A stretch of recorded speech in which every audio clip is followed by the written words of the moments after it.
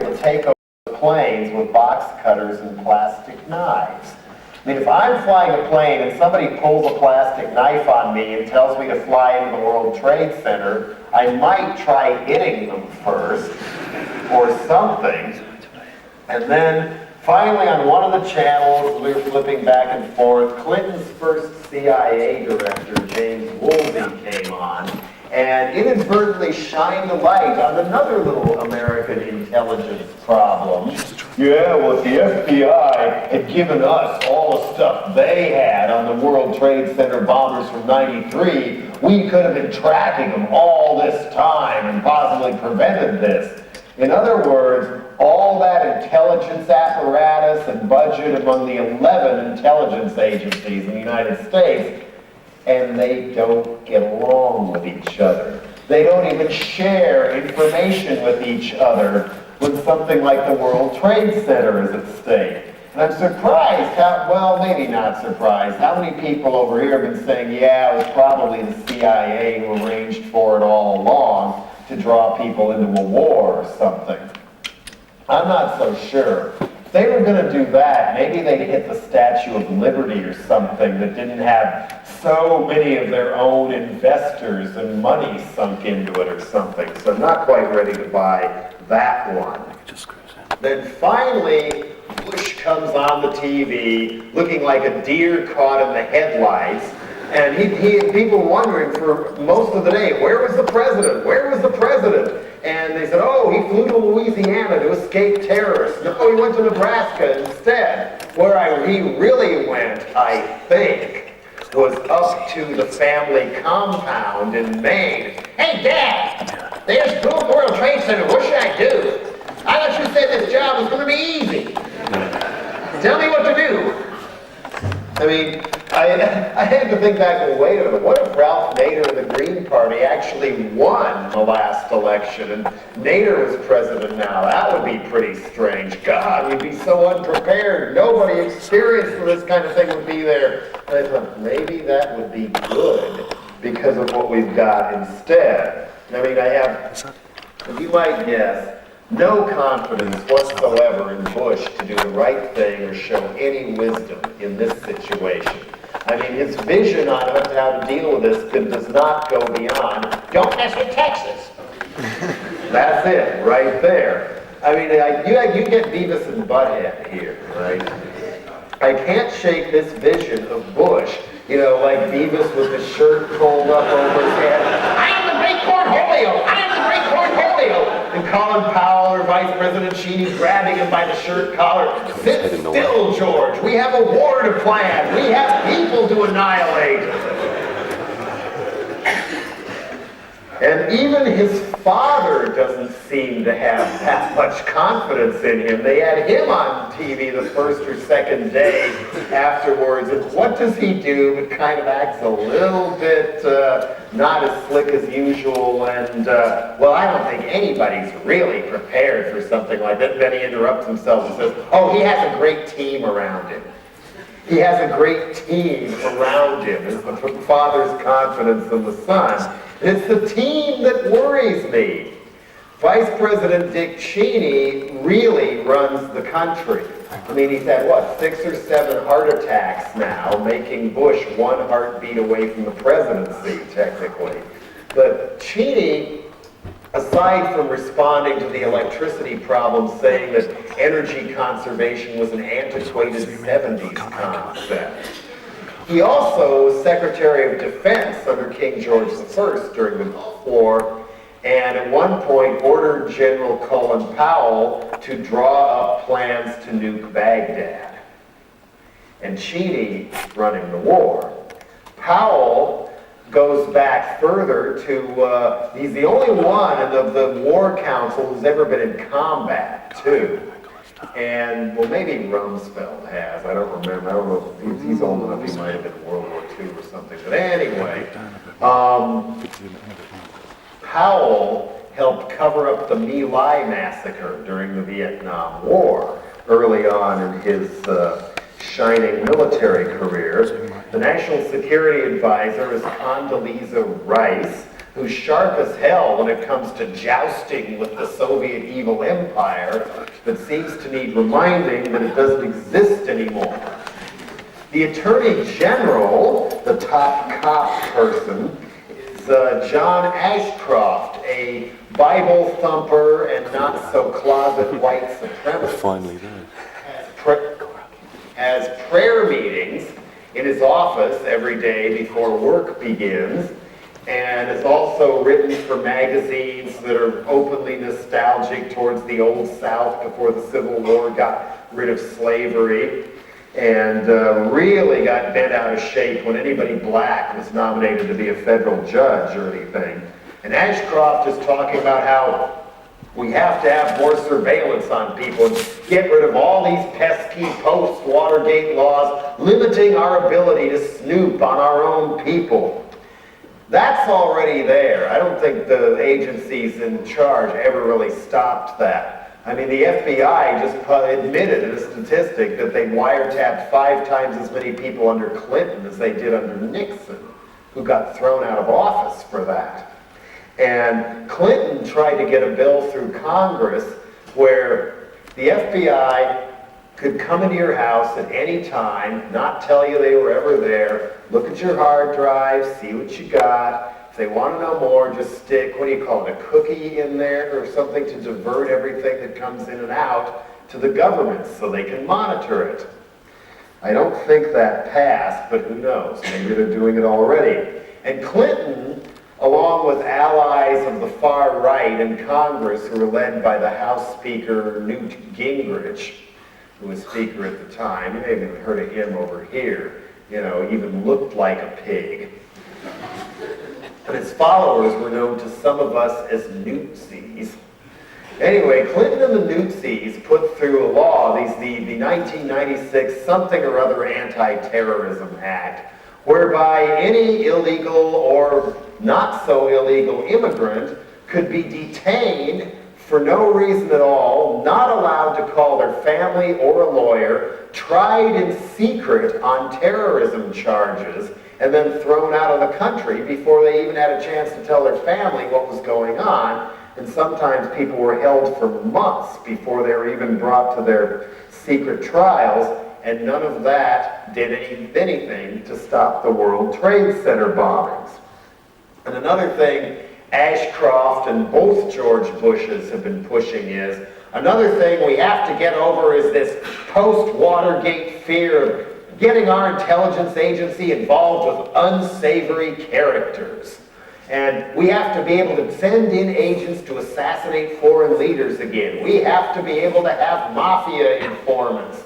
They already do.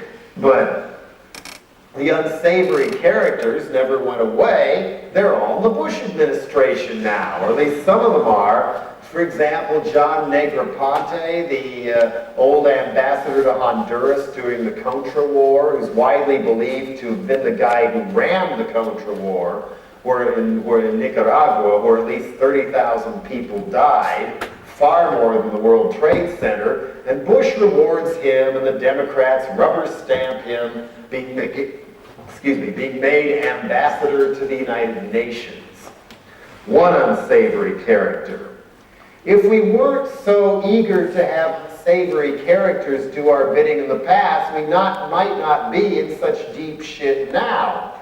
One of the unsavory character type things we did was in the early 1950s in Iran. The CIA arranged for the overthrow of a democratically elected leader, Mohammad Mossadegh, and put in the Shah as our puppet dictator, who was so abusive to his own people. He never met a weapon or a police thing he didn't like, and we gave him all kinds of fighter planes, semi-trucks, and all kinds of hardware that nobody there knew how to work, so they just leave them in rows on a highway leading out of Tehran so they could slowly get handed away, who knows. And the Shah, slowly but surely, it was so brutal, he wiped out all moderate opposition to his rule. Anybody who was coming in from a more pacifist or secular point of view, gone.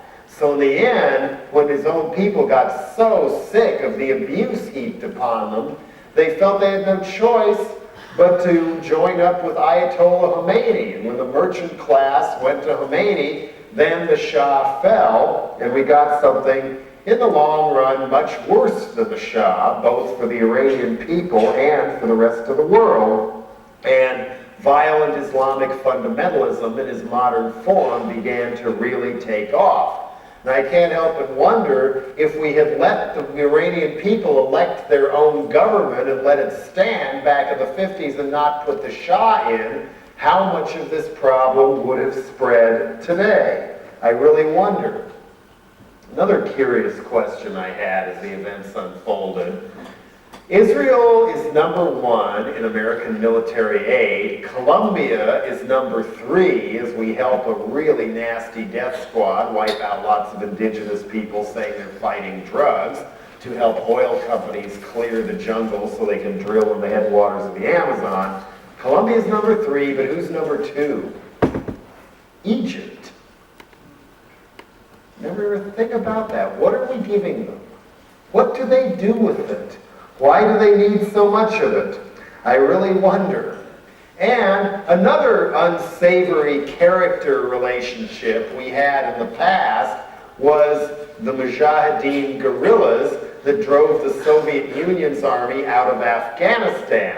There were several different ones in several parts of the country, and we couldn't arm them fast enough. And the Saudis were helping with lots of money and weapons. But then, when they drove the Soviets out, none of us stayed in there to put the country back together. I mean, the hospitals were leveled, the cities were leveled, and here were all these guerrilla groups with armed to the teeth who turned into warlords, shaking each other down for money, charging tolls along the road.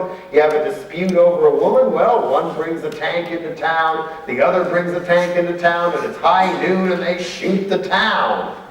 And this went on and on and on until a newer group called the Taliban began to look pretty good. And in order to restore order in Afghanistan, we were more than happy to funnel them money and military support as well through Pakistan's intelligence service. And look what happened.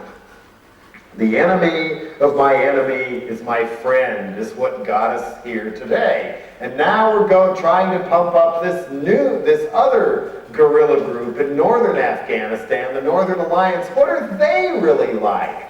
Maybe they've got better drugs. Who knows? The old Mujahideen were great at supplying opium to our intelligence agencies. We don't want to lose that connection now, do we? Although the Taliban decided that growing opium was un-Islamic and did a hell of a job wiping a lot of it out. And the United States of America awarded them $43 million for fighting drugs last spring, as well as another $100 million in foreign aid the last couple years. I wonder what they bought with it. Not food or medicine, especially for women, that's for sure. And, what else can we say about the origins of the Taliban? Did I already go through this? No, I think this is worth reading. American media is so weak. I mean, more and more of it has become, the daily papers are becoming more and more like The Sun, and the weekly magazines becoming more and more like entertainment mags or something. They're Entertainment Weekly or People Magazine or something like that. So you get less and less actual news in them. I guess I'll go through those now. Instead of news we can use, the reason Americans are so ignorant of the rest of the world, I mean, they know England exists, but that's very unusual. I mean, we barely know Canada exists these days. And it isn't just because multinationals bought out so much of the mass media and closed their foreign bureaus as cost-cutting measures, which has been proposed for the BBC as well, but what people don't know helps us hurt them and exploit them. So why give people news they can use when you can give them who deserves to die? Can we still believe in miracles? Oh, here's a new one to worry about once North Korea and terrorists aren't ever under everybody's bed. Cyber porn. An exclusive new study shows how pervasive and wild it really is. Can we protect our kids and free speech? And of course, Time says, hell no, get rid of free speech. Too many people reading alternative press, and they'll realize how much this one lies and won't buy it anymore. And sure enough, within a week, it was exposed that this was not written by a Time reporter, but by a graduate student at Carnegie Mellon University in Pittsburgh, Pennsylvania, who was doing a study on how to get started in the cyber porn business. So when he said, no matter where he looked on the web, all he found was porn, well, how much of it was he really looking at? And why was he looking at it in the first place? Did Time retract the story? No. Instead, they give us the new age of angels. 69% of Americans believe they exist. What in heaven is going on? And what in heaven is going on when they were so hell-bent on no issues being raised in the 1996 presidential election between Clinton and Bob Dole? All they could come up with for an issue was Hillary versus Liddy, Mrs. Dole. Who will be the better First Lady? Oh, by the way, do you know what Bob Dole does now? He is the TV pitch man for Viagra. Hi, I'm Bob Dole. I didn't get elected president, but now that my dick works again, I don't care anymore. I don't need all that power. I can have fun again. Buy Viagra. Are music and movies killing America's soul? I hope so. Somebody better be killing America's soul when their idea of what our soul should revolve around. Forget global warming. We're not going to admit that's even a problem. We should worry about staying forever young. Or who's going to win on Survivor? The most important cover story event is a TV show. Or they finally admitted feminism exists 2 or 3 years ago or so. And there's, of course they have to ask, is feminism dead? And ghostly headshots of 3 of the leading respected pioneers, Susan B. Anthony, Betty Friedan, Gloria Steinem, and then their symbol of modern feminism, a fictional television character named Ally McBeal, written and produced by men. Oh, and of course they had all kinds of great millennium stuff, including the occasional, will that guy with the beard and the turban ruin our millennium or not? But one of the ones leading up to it, a couple of years before the event, tomorrow's child, power food, digital teachers, optional marriage, a kid's life in the 21st century. And if it isn't enough that they've got John and Yoko at the height of their peace activism and an Apple computer ad on the back, you open up this issue, there we are, we were going to be wearing silver spacesuits by now. Then you turn the page, and it gets, and darkness really descends. What's for dinner? This is power food. It leaves nature in the dust, thanks to genetic engineering. The lettuce is packed with beef protein. And take that, vegans. And the garlic tastes of garlic, onions, and oregano. A threefer that makes Italian cooking a snap. The olive oil is fat-free, and the balsamic vinegar aged 30 years after just 30 seconds in a petri dish. Yay! The idea is for farmers to plant Monsanto brand genetically engineered pesticide-resistant seeds, then pummel their fields, pummel being Time's word, with Monsanto's weed killer while keeping the cash crop unscathed.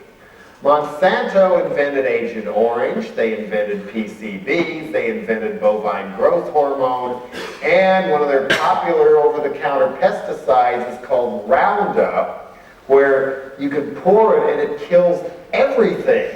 You have an instant moonscape, whatever you do with it, great way of clearing weeds and everything else, and their soybeans are engineered to withstand that. So you pour the Roundup, the Agent Orange relative, on the Monsanto beans, then you pick the Monsanto beans, and guess what they're coated with when you put them in your mouth? Yay! Researchers at Iowa State University have come up with pre-made s'mores. You know what s'mores are? Graham crackers with chocolate chips and marshmallows in them, put in the toaster so it melts. Pre-made s'mores shaped like cylinders. Guaranteed not to disintegrate in a toaster oven. And at Cornell, one of the Ivy League schools, a team has produced tortilla shells shaped like open pouches coated with waxes to keep them from getting soggy. Yay! Thankfully, not everybody bought into the supposed virtues of Frankenfood. That seems to be a bigger issue over here than it is in the United States, to the point where even Prince Charles, of all people, has a website against genetically modified foods. Blair, of course, told him to take it down, and to his credit, Charles refused. So I never thought I'd hear myself say this, but for once, let's hear it for Prince Charles. He looks more like Alfred E. Newman with every passing year. I couldn't help but think of him in his polo outfit, charging into battle on his horse against Monsanto to save us from Frankenfood. But it is, the backlash has begun, so they've gone into defensive mode, even in the United States, where we have a cover story, "This rice could save 1 million kids a year."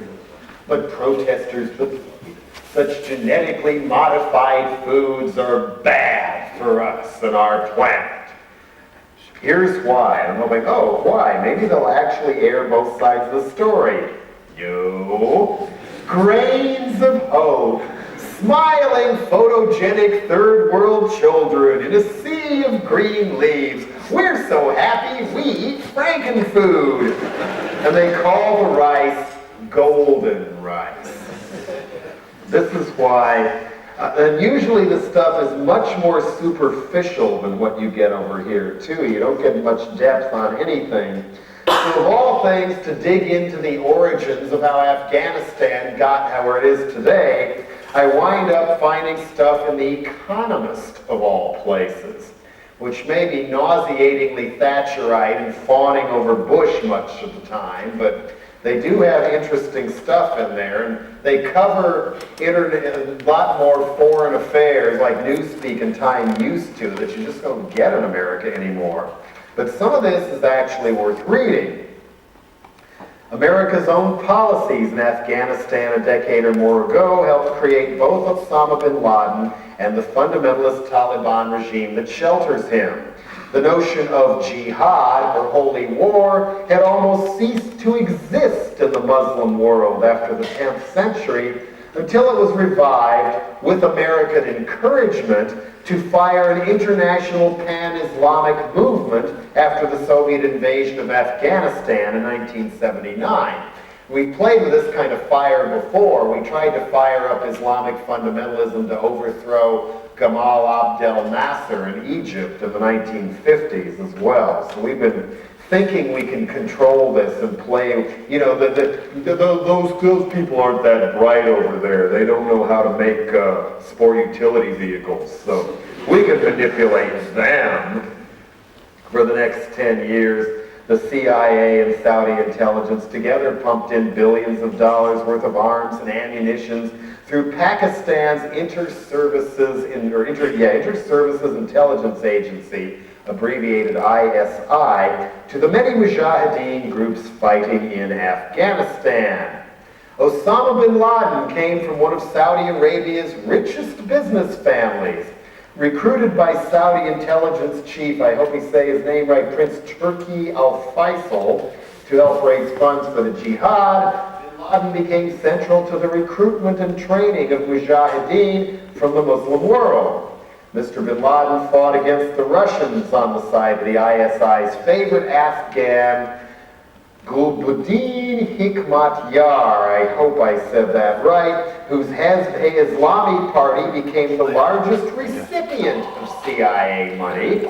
They go on to say the Taliban enjoyed Pakistani backing and almost certainly the approval of the Americans. There's no way we're going to win the war on terrorism.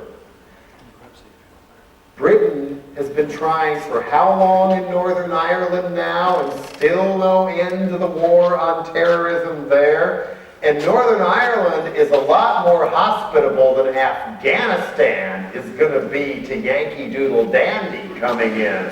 That's for sure. I mean, the Mujahideen, they're native to the area. It's high altitude. They can run up 10,000, 15,000 foot mountains and not get nearly as tired as G.I. Joe with all his fancy new guns.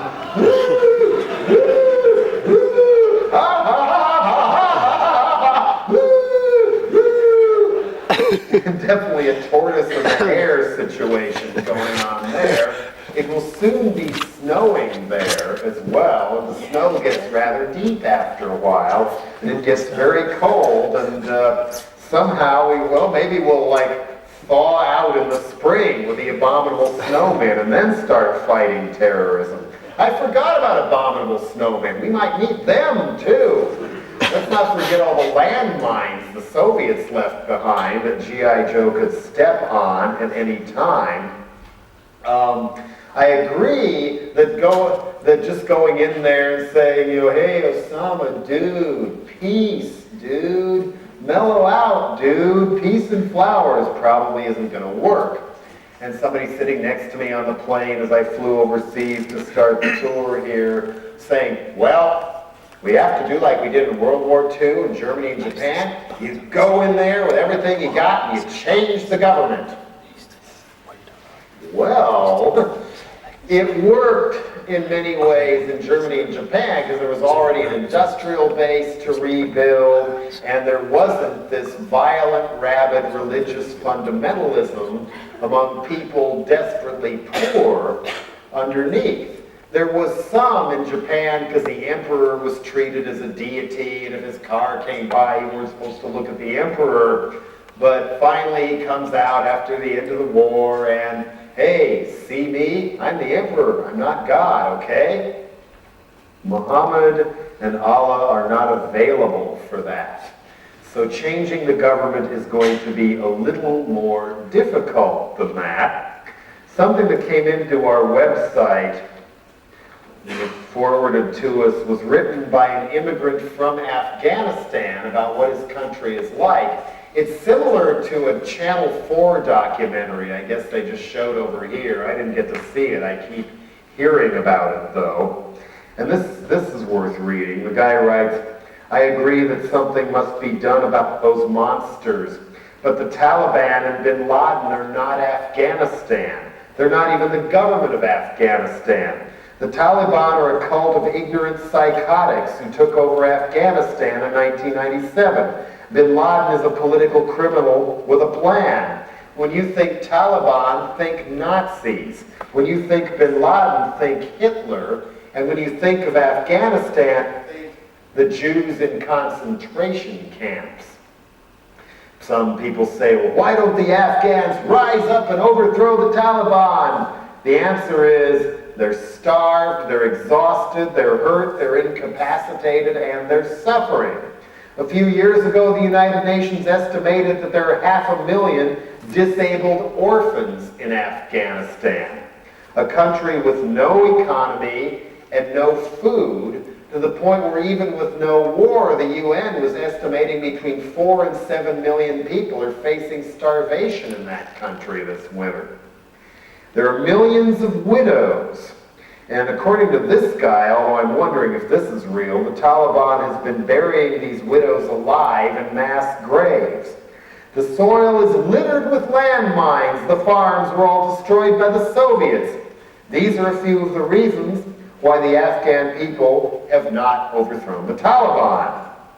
We come now to the question of bombing Afghanistan back to the Stone Age.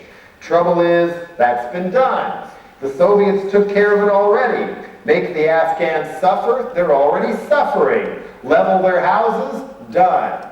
Turn their schools into piles of rubble, done. Eradicate their hospitals, done. Destroy their infrastructure, cut them off from medicine and health care, too late. Somebody already did that.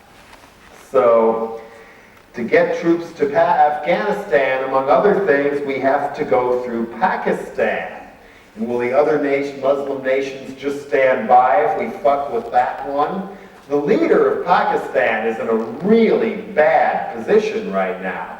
Either Bush comes in and blows them away, or his own people he has to worry about, because there's a strong Taliban movement in Pakistan too. 30% of the army is estimated to be sympathetic to the Taliban, including many top generals, some of whom could easily overthrow him. And if there's a coup and we get a Taliban-type government in Pakistan, that's 140 million people with a lot more financial resources and weapons and physical resilience left, and they have the atomic bomb. And the other countries around Afghanistan, what do they got? Iran? Nope, they're not going to help us, are they?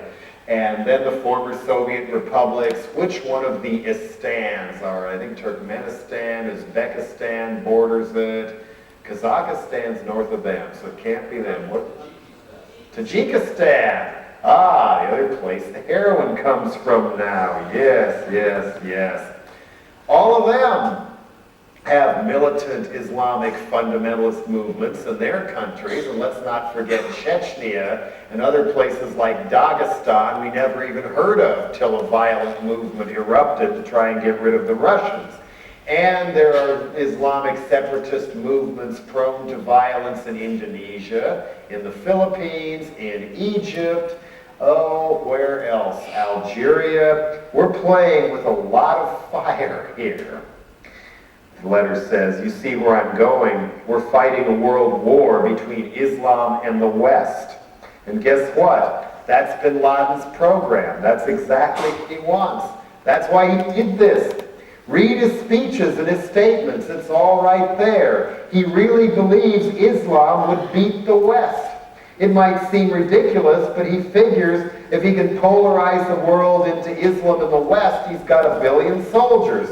And if the West wreaks a Holocaust in those lands, that's 1 billion people with nothing left to lose. And that's even better from bin Laden's point of view. He's probably wrong. In the end, the West would win, whatever that would mean. But the war would last for years, and millions of people would die, not just theirs, but ours. Who has the belly for that? Bin Laden does. Anybody else? Well, that's what worries me when the great Cornholio is in charge of that kind of a war. I mean, people over there are already mad as hell. You know, we helped make it that way. The Bush people did nothing to stand up to Ariel Sharon as he's gone nuts in Gaza and the West Bank and other places. And the Iraqi war, they haven't forgotten the Gulf War, which is still going on as our sanctions have cut off medicine and food and tools needed to rebuild the infrastructure of Iraq. And so compared to the 6,000 who died at the World Trade Center, the toll after all this shit done to Iraq still going on is estimated at between 1.5 to 2 million people have died. And people there, like anyone would, don't forget things like that. I mean, we talk about how we need missiles in space and everything else to defend ourselves from rogue nations. at a time when even Canada seems to consider the United States of America the world's #1 rogue nation. Unfortunately, I didn't save the only interview I've ever seen with bin Laden that I found a couple years ago. And a lot of the stuff he said, as you might guess, was pretty damn chilling from a scary religious fundamentalist point of view. But the way he laid out why he believes what he believes and why he does what he does was something I wish more American people would take the time to,